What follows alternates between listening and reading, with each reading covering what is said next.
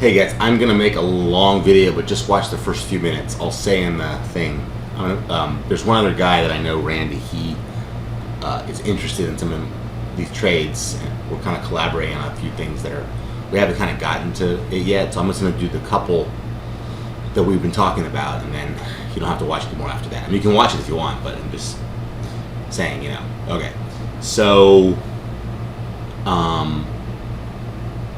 this is the trade we're doing. And you can see how it's been going back and forth, and look at its market's open at 162. You can make 215. I mean, at this point, it's Friday morning, like, to bounce around all day, probably stay, like, for you really to make more, it would have to creep up here. I have to adjust it, and I could make more. And there will be times that you're up for it, and just times that you're not. I'm doing other things today, so I'd rather not watch them play around. So I would just, on a day like this, I would just take the profit, and that would be it, like this. So you're out, you're flat, you're out. I would just take the profit and be done. Friday morning, I had a nice. That's it. But we'll see. By the end, we can go back and look and see what we would have done. But the whole idea here is that if I don't do that. See this number here, the delta, like I was telling you? Okay, so if it moved a little bit more that way, I would go long another future to flatten it out, which would look like, this. Let's say, 3375. So, oops, 3375. It would look like, I'm sorry, I meant short another future, at 3375, and see, it would look like that, right? See here, it's, wait, am I fucking up here? Right, no, I did it right, sorry. Okay, so it's here now.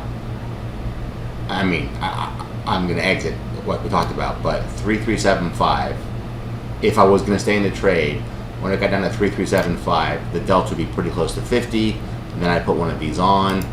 Now it would look like that. Sorry, I had it on too. Okay, it would look like that, and then I can make 193 rather than the 150 that I'm at. When this is 10 times the amount, when it's 1500 versus 1900, I don't know. But anyway, I'm just trying to show you guys, like, the reality of doing the trading sometimes. You're not going to feel like, hey, I want to go maybe have some fun today or something, so I don't want to do this. I don't want to hang out all day and fuck around with this. Or even though you can do it from your phone, yada, yada, yada. So I wouldn't. So I'm just saying, in reality, it would be like this. All right? Now, I want to say, and look how this trade works. Had I not done any of this, I'd be $400 in profit, right? You put the trade on, didn't touch it, just put the trade on, leave it alone, just keep my hands to myself, I'd be $400 in profit. But you don't know if it's going to run off that end and run off this end and be a lot in loss. So I don't want to do it that way, even though some people do. I wouldn't, because I don't pretend that I can tell where the market's going to go. So that's why I do it the way I do it. So I was never really in any loss throughout the whole trade. This trade is basically exactly the same trade as the one. It's just that the trade that I just showed you was with the SPY, and this trade is with. I'm sorry. I should be clearer. This trade, the first trade I just showed you, is I'm using the SPY for options, and I'm using the MES for hedges. The SPY is the thing that creates, the options are the thing, sorry. The options are the thing that creates this shape that I'm trying to stay under. And you remember, it was pretty much in the middle, and this pink line was right down around 0. And it's always going to be in the middle and around 0 when you start the trade on Friday, which I'll do this afternoon. And then if you were just to stay there, it's just going to creep up and creep up and creep up like this until this happens. So there it is. And that's what happened again this week, and it will always happen. except that I can't be sure that it's not going to run off either end.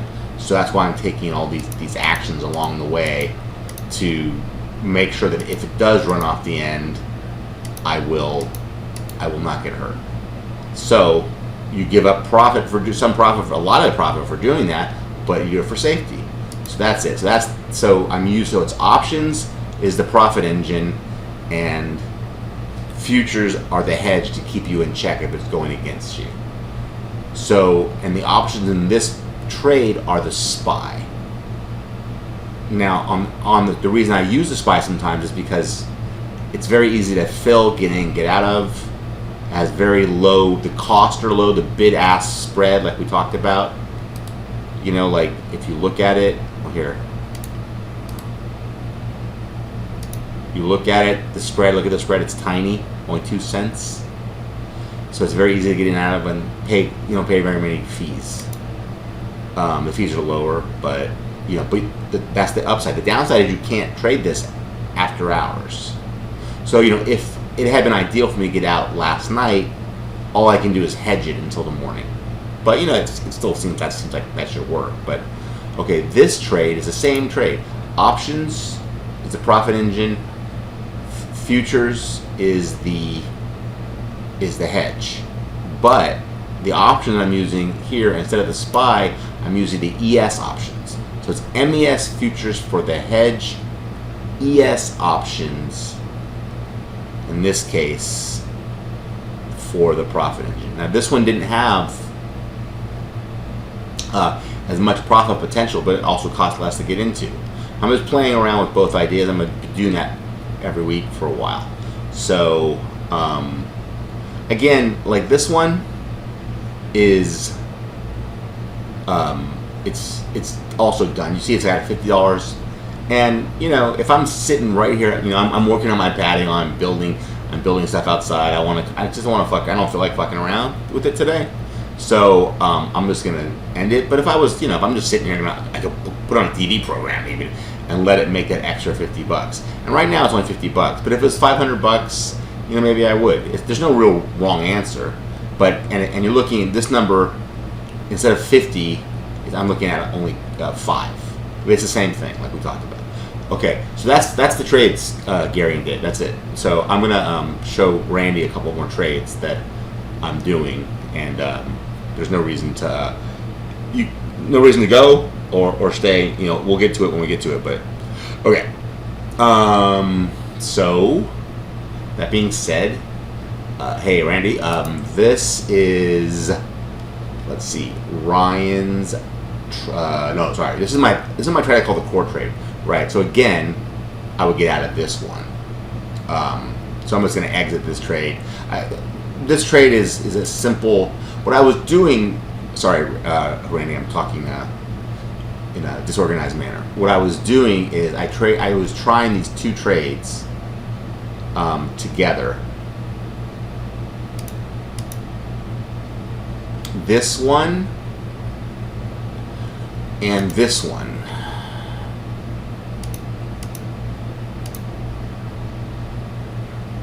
It's simply that you put on you put on a trade of only a let's see, a call spread with an extra long, or only a put spread with an extra. Oh no, the put doesn't have an extra long because you can't make it work. But what you do is it's pretty easy to manipulate it. Like like you basically set yourself up. If this starts to fall, I had two triggers that I would just get into the micro futures. You get in one here like that, and then if it keeps going. So you see, you get one, and then if it kept going down, I get into another one. For example, something like this, and you wouldn't really lose anything, and it had to really go down. And if it went outside of there, I would just get out. It's and so I did. That happened. So it ran down, and then it backed right up, and then it came back up. And when it came back up, I just said, you know what, I'm going to take the profit. That was that was like on Wednesday, because the other one, so that was on Wednesday. So I took the profit at 87.50, knowing, and the other one was in loss less than that, and I was like, knowing that this it'd be likely easy to do the same thing, and so here I just watched it, and I had to get in once like this, and then get back out. And it's the same thing. And I was playing around this. I didn't, but I was playing around the idea of putting this one on, and you could play that game where you do this thing and you try to get it up here. But but this is not.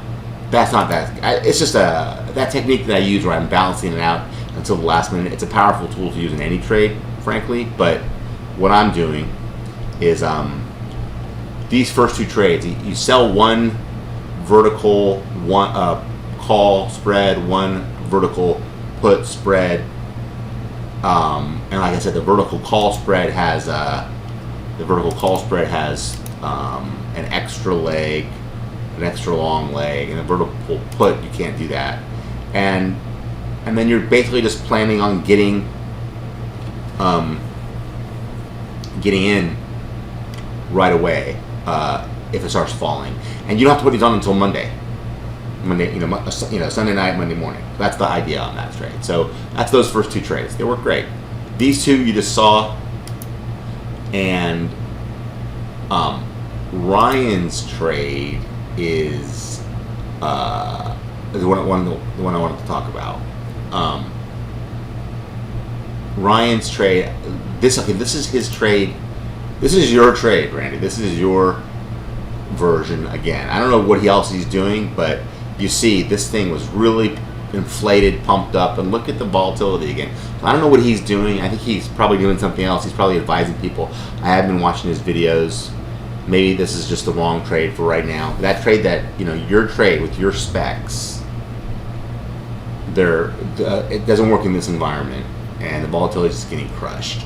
So I decided this week to do something else, and I'm in this trade. I really am in it. So I did the same exact thing as you did, and I except that the same pattern.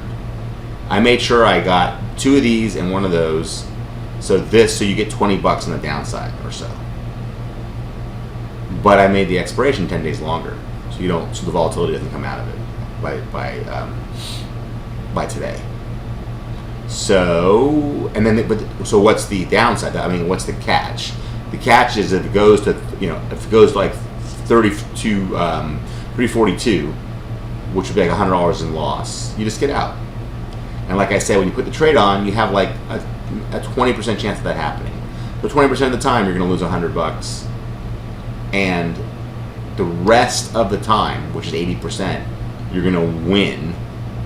And and I was trying to figure out a simple way to just state the odds, and so the way I would look at it is, hey, if it's going to be below the $100, below the thing. So beside that, what is the rest of it? The rest of the 80%, it's at least, it's at least probably $60, $70, $80 profit. So if you make that much, $60, $70, $80 in profit, what 20 if you make that profit, let's see, can I do it like this? If you say you have 100 trades and you make you have 100 trades. I have 100 trades, so I have 20 trades where I lose $100, and I have 80 trades where I make at least 60. So you can always see what it is, right? So it's this times this. Negative 2,000. I lost 100 trades and 40. So I made $2,800 in the 100 trades, and then we're going to compound and all that. So, I think the trade makes it real simple. You don't do anything. All you do is put on the trade and take it off. Now I was playing with the idea. Sometimes if it's you could do something like this when this is getting really cheap. Look, so I'm in the trade now. And if I put this on, if it ran up, it would be like that. But what's the point, right? It's 99. I'm going to go to 120. It's not going to run up there. It's going to cost me money on the downside. I don't think it's worth doing. And it's just simple. So this way you just get out of the trade. So, I can just get out of the trade by the end of the day, or just get out of it now, whatever. So probably just get out of it now, make life simple. But just do it over and over and over. I mean, how often is it going to go up there? If it does, you take your hit. And I think it's a really easy way to win week in and week out. So I'm going to keep trying this. Okay, so that was it. My other trades, I'm not really ready to present that to anybody. I mean, they're working actually, but this is too much detail right now. So okay, that's it. Ciao.